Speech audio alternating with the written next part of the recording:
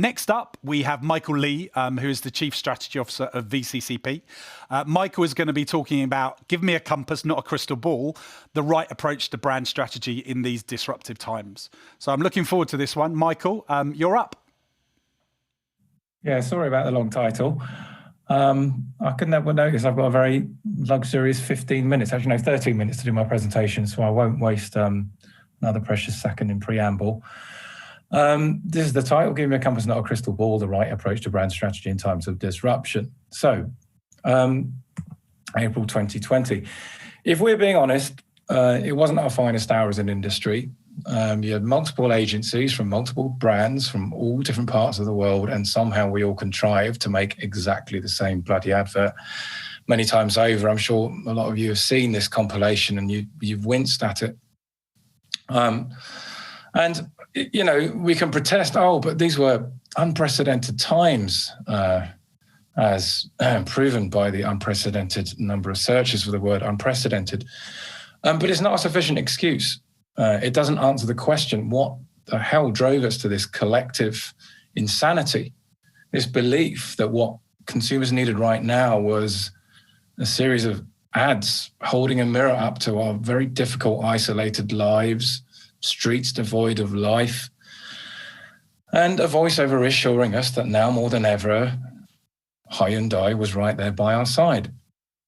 And let's look at some of the reactions from the great British public to this slew of identikit ads. I'm not going to read out all these quotes, you can read them for yourself.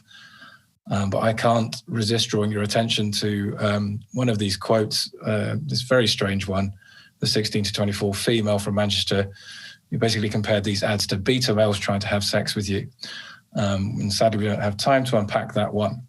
Anyway, the big question is, why did this happen? Why did we get this so wrong? Well, our hypothesis at VCCP is that as an industry, our strategic response was driven by too much crystal ball planning and not enough compass planning. What the hell does that mean? You may splutter to yourself. I will explain. Well, firstly, we made up these concepts. There is no such thing as a crystal ball planner at VCCP or any other creative agency in the world, I'm pretty sure. But back in April, my inbox was being stuffed to the gills, as I'm sure yours were, with an endless stream of articles and reports and presentations all hastily packaged together from ad agencies, management consultants and journalists. And they were all trying to predict the future and what it would mean for consumer behavior and brands, what has changed forever, which brands might be the winners and the losers. And what does the new normal look like? And no one really knew the answers, but you would never have guessed that given the confidence and the conviction which a lot of these predictions were being made.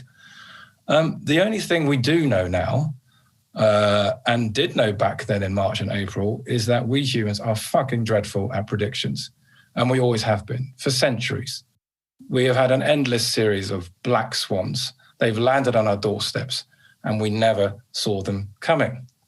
So back in March at VCCP, we decided to take a different approach, given we're so bad at making predictions. And someone, I think it was my colleague Gethin James, reminded us of this quote from Jeff Bezos from an interview that he gave to Forbes about 2 years ago. And he said, I very frequently get the question, what's going to change in the next 10 years? I almost never get the question, what's not going to change in the next 10 years? And I submit to you that the second question is actually the more important of the two. Then he goes on to say that, the three things that people will always want is faster shipping, greater range, and the lowest possible prices of all. And that gave him the confidence to put all his energy into those areas, knowing they would definitely pay dividends. So effectively, he went with what would remain constant, what would continue to be our true norths on our proverbial compass, whatever the future would bring. So we thought, well, it seems to have worked quite well for him, so let's try this approach ourselves.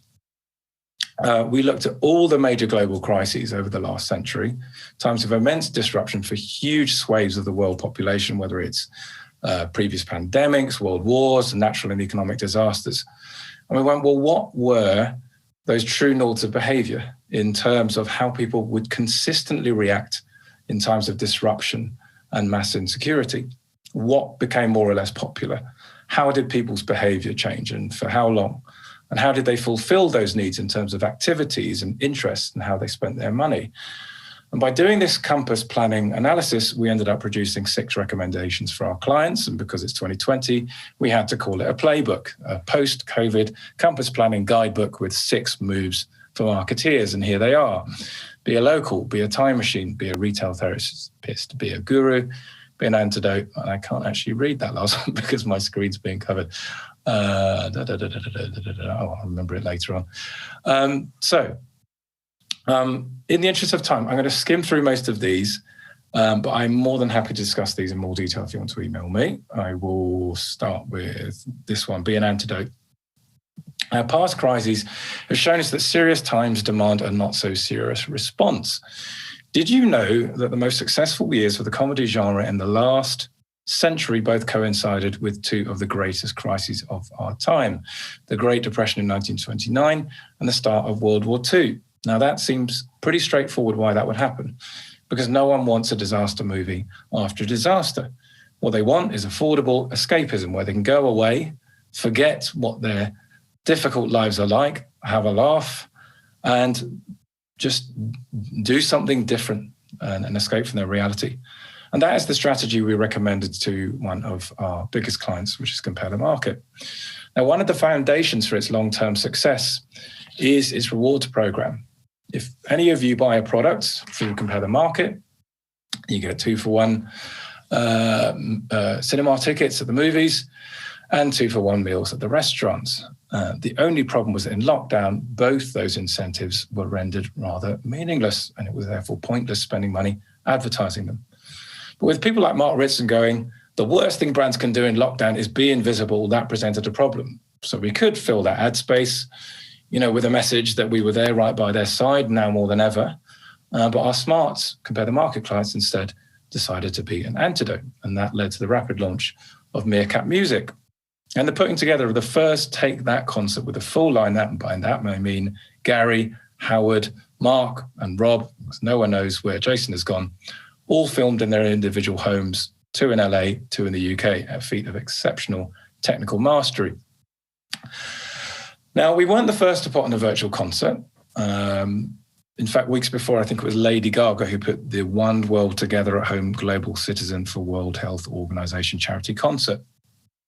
A host of amazing stars. There you go, Billie Eilish, Taylor Swift, Paul McCartney, Stevie Wonder. But I don't know if you saw it, but it was the most boring and solemn and miserable and depressing concert you've ever seen. And it will only stick in the memory because we all remember watching Elton John absolutely massacre one of his own songs next to a basketball hoop in the garden. So we didn't want to do that and unintentionally add to people's suffering. We wanted to put on a proper show with energy, like the carpool karaoke and the irreverence of a Graham Norton chat show. It had to be fun. We wanted to make people laugh and forget and get them dancing in their living rooms and their gardens for the first time in months. I'm going to play you a very, very quick excerpt of that, just so you get a flavour of it, but we don't have time.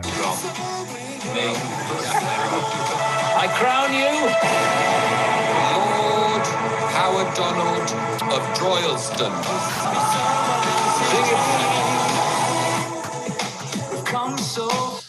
Right, so we followed that up with an equally popular concert for Little Mix. And all this was hosted, of course, by the furry meerkat icon of the brand, Alexander Orlov. And it garnered fantastic levels of organic social buzz and huge, valuable amounts of media coverage worth millions.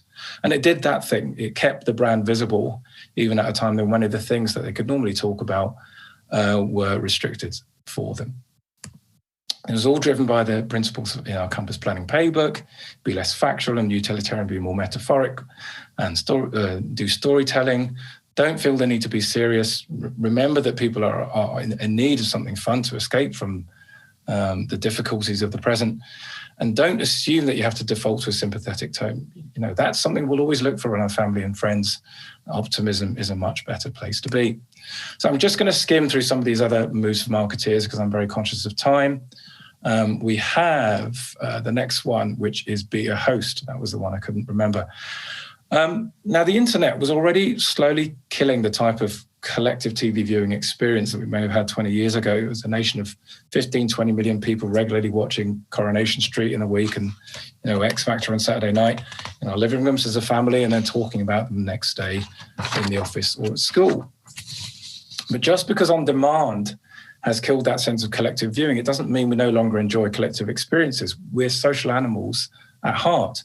Hence, the explosion in demand for live music events, or our limitless appetite for live sport. And lockdown took all that away.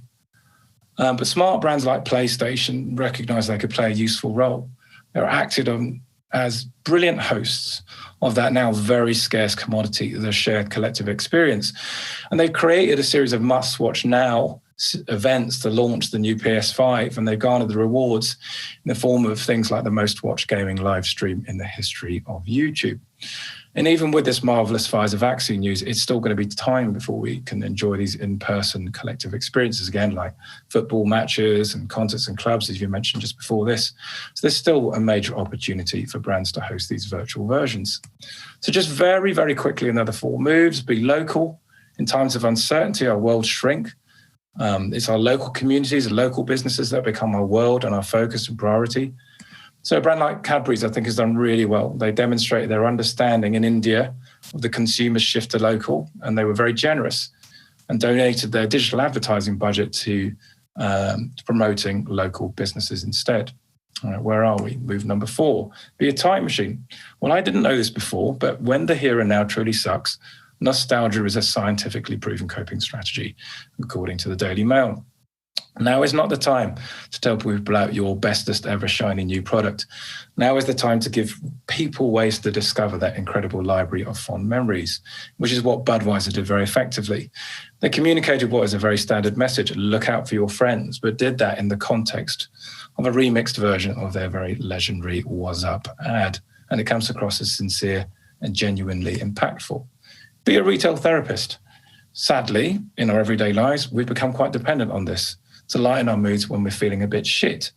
It's another coping messaging mechanism for modern life, and lockdown stops us from doing it. So it's not about buying things, it's about the window shopping and the trying stuff on, the collective experience of doing that. And Mac, one of these brands, have done that brilliantly with their virtual try-on tech. And finally, be a guru. I know that, some brands have been saying, this crisis is a catalyst for personal action and creativity. But I think far more people were helped by campaigns like this from BT. My parents were particularly helped by this, where they were just basically showing people with straight talking, nice, down-to-earth people like Claire Balding, showing you how to use WhatsApp for the first time. And I think they helped a huge number of people stay in touch with their families. So that's it, 6 compass moves for marketeers. I have to, by contractual obligation, finish with a quote. And this is from the Mark Ritson of his time, Friedrich Hegel, in 19th century Prussia, who said, "The only thing we learn from history is we learn nothing from history." My reason for using that quote is I think we're still making this mistake.